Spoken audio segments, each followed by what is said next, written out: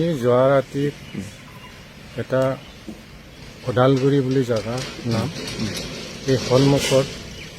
মানে ৰাস্তা ধুনীয়াকৈ ৰাস্তা আছে গাড়ী ঘোঁৰা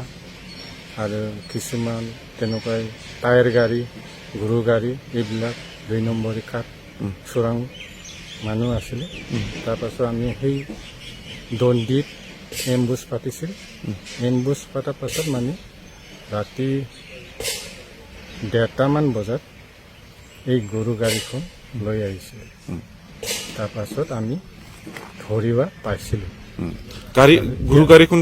কেইখন হ'ব গৰু গাড়ী আৰু গৰু গাড়ী আপোনাৰ 7খনমান আছে 7খনৰ বেছি আছিল এখনটো আমি এৰি দিলোঁ এই এৰি দিয়াৰ কাৰণে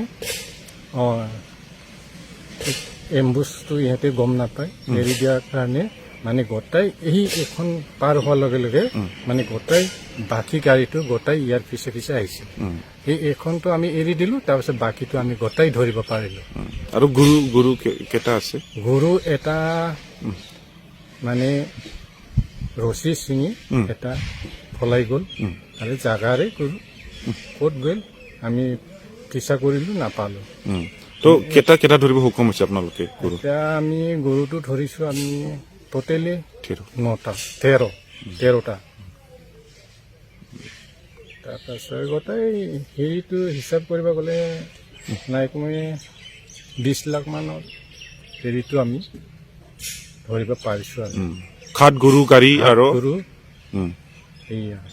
টোটেল মানুহ 20 এজনো ধৰিব পৰা নাই চব পলাইছে মানুহ চব পলাইছে চব পলাইছে